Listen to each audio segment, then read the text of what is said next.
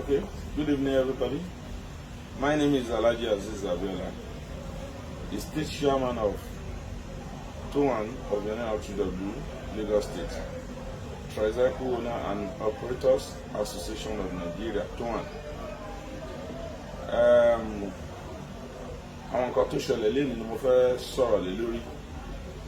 Mo dẹ̀ fẹ́ advise the state chairman NURTW.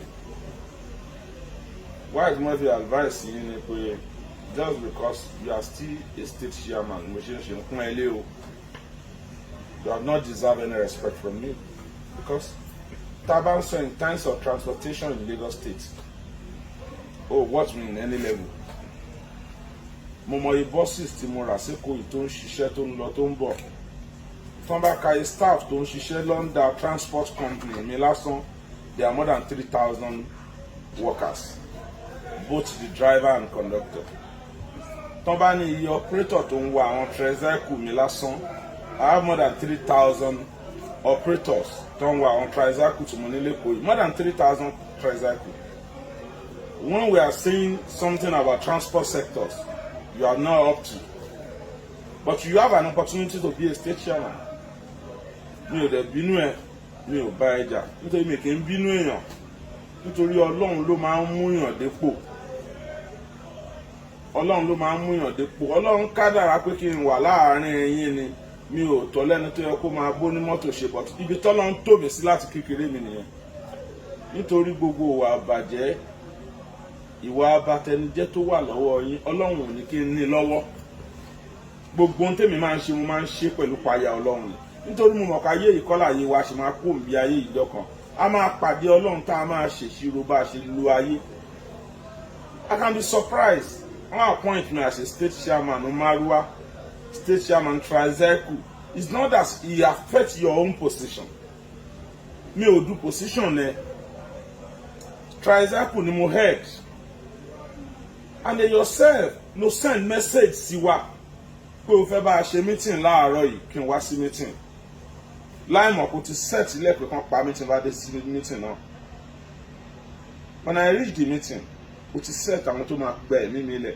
But Ọlọ́run jù ẹ lọ, Ọlọ́run fẹ́ mímí lé ẹ lọ́wọ́. Ìmúdẹ́lẹ̀ tí mo bọ́lẹ̀, tí mo ní kí n sign, minutes pé mo wá sí meeting kí n dẹ̀ wọnú ọ́fíìsì lọ. Gbogbo àwọn boys ẹ̀ attack mi. You are there, ìwọ náà wà lórí dúró. Wọ́n bẹ̀ sí gbá mi gbogbo. Ọlọ́run save mi, mo wọnú mọ́tò mi. Mo lock ilẹ̀kùn. But nínú agbára Ọlọ́run tó ju tiẹ̀ lọ, tí wọ́n rò pé ó ní agbára tágbára Ọlọ́run ju tiẹ̀ lọ. Gbogbo ohun tẹ́ ní pátápátá lè fi fọ́ gíláàsì mọ́tò yẹn, Ọlọ́run ní kí gíláàsì yẹn fọ́ láti lè wá bá mi nínú mọ́tò. Títí o tún ti géètì, oníkan ti géètì mọ́ mi kán dáná sun mọ́tò mi. Ẹnìkan tún ní ẹ má jẹ́ ká dáná sun mọ́tò ẹ̀. Kí ni mo ṣe fún ẹ, kí ni mo gbà lọ́wọ́ ẹ? Ó níbẹ̀rù Ọlọ́run. Gbogbo agbára pátápátá, all power belongs to Almighty Allah. Kò sálágbára kankan láyé, gbogbo alágbára ló máa tán. Àìníbẹ̀rù Ọlọ́run yẹn múra sí. Tọ́lọ́run bá ní òun dé, adé abá ẹnjọ kan.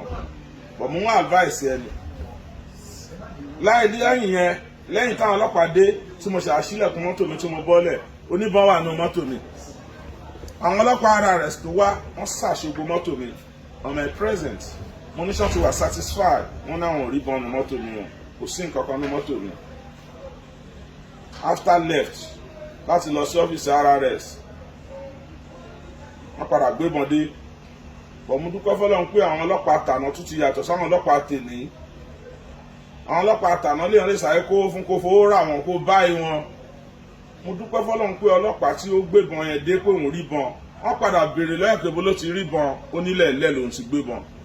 I saw the gun on ground. Alhamdulillah. Ṣèbé ro ẹni pé o fẹ́ ṣíbù tú mọ́tò mi yẹn láti jùbọn sínú ẹ̀.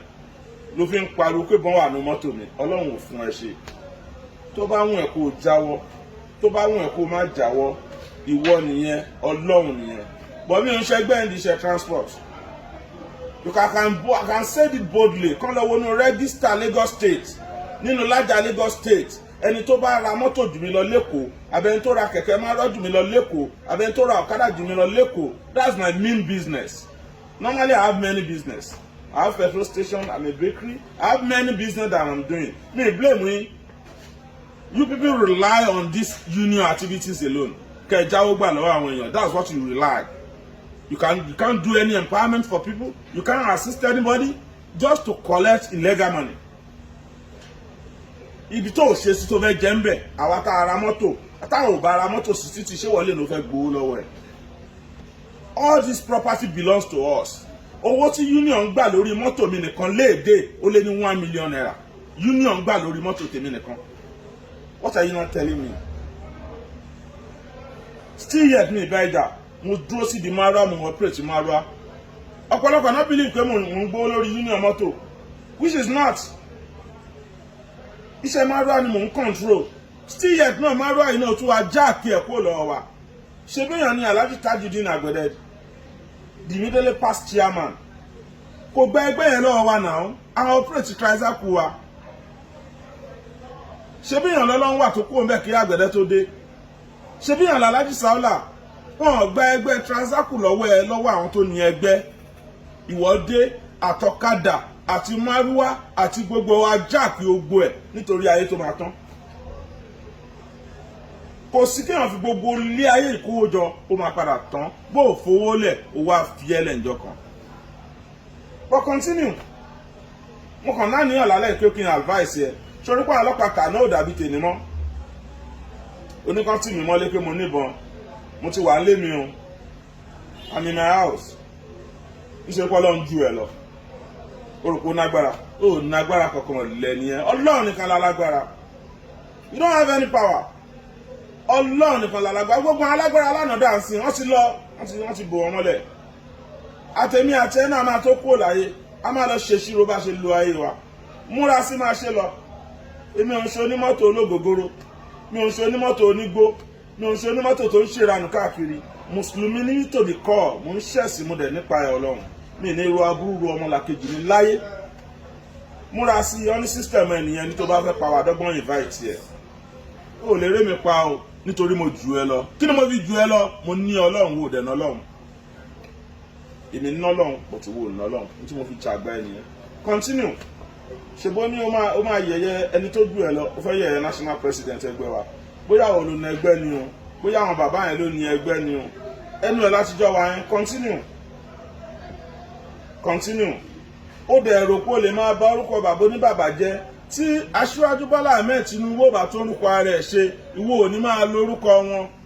Ó dẹ̀ ń tọ́ra ẹni bàbá yìí ò ràn ẹni ṣe aburú. Ó kàn ń lo orúkọ ẹni bàbá bímọ tiẹ̀ ó ń ṣọmọ aṣíwájú. Bàbá bí àwọn ọmọ tiẹ̀ tí wọ́n cause atrocities káàkiri. Àwọn ọmọ bàbá ò pààyàn wọn wá aburú, wọn kì í set trap aburú síyàn. Ó wá ń pariwo lé nìkan máa ṣíwájú ní ẹ ìwọ nágbára kò sẹ́ni tó lè yọ ẹ́. Aṣíwájú ń support aburú lọ́lọ́run fi gbé débi tó dé yẹn. Ó dẹ̀ lè borúkọ àbò oníbàbà jẹ́. Ọlọ́run máa gbé bàbá yẹn débi tó ń lọ. Ìwọ lọ́lọ́run máa mọ bó ṣe máa yọ ẹ́ kúrò níbi tó wà yẹn nítorí pé kí ni o fẹ́ bèkù jẹ́ ni. Ó lọ dájà lẹ̀ lẹ́kọ̀ọ́. Oníkúnlé poli ló dájà lẹ̀, ìyẹn wà ńlẹ̀ o. Wọ́n tún fún mi lápọ́ìntmẹ́ǹt lánàá pé kí n máa control Marwa Èkó. Oníwọ̀ kò sẹ́ni tó lè gba aṣẹ́ yẹn lọ́wọ́ ẹ̀ máa jẹ́ ìwọ nìyẹn Ọlọ́run nìyẹn. Ìwọ́n sá mo sọ fún ẹ lẹ́ẹ̀kan, I will say it again. Ó nágbára o, ọ̀lẹ ni ẹ o, Ọlọ́run nìkan lálágbára o. Ẹlẹ́ẹ̀kejì, èmi ò ń ṣẹgbẹ́ ẹ o nítorí mo ná Ọlọ́run o. Tàbádẹ́ ń sọ̀rọ̀ transport sectors mi ń ṣẹgbẹ́ ẹ. O wá mọ́tò, o bá wa ṣiṣẹ́ mọ́tò, o wá jẹ sàárà ni. Ó ní ọdún tí mo fi ṣe conductor. Wọ́n lè sọ pé kó dákọ̀ bus stop kan tó mọ̀. You don't know anywhere. Tout ni ẹ́ from beginning of your life. Ó ní ọdún tí mo ṣe conductor kí n tó di driver. Ó ní ọdún tí mo fi wa mọ́tò kí n tó di owner. Kí n tó di pé mo ra mọ́tò fáwọn èèyàn, mo gbé mọ́tò fáwọn èèyàn kí n tó di dealer. Adúpẹ́ fọ́lọ́run lé níbi tọ́lọ́run gbé wa dé. Kò dẹ̀ sí dúró Ọlọ́run tún sì ń tẹ̀ wá síwájú nítorí kí ni orí òdodo la wà. Tó bá ń sánmọ̀ yìí kó fẹ́ ya kó ń lẹ̀ kó fẹ́ pàdé ẹ̀, I will continue to say the truth. Mi ní títẹ̀ kó ṣàbùsí sí mi kí n kúrọ́ ọmọ ẹ láyé. Òdodo ni màá máa sọ. N tó bá ṣe mi ní sọ. Kí èèyàn kan bá ń gbé kí n kúrọ́ ọmọ I will not do it. Ìwọ múra sí tiẹ̀ máa ṣe lọ. ọlọ́run ọba ẹ̀san ń bọ̀ ó bá sọ ẹ lẹ́san nínú sọ́jú ẹ lọ má sọ̀la.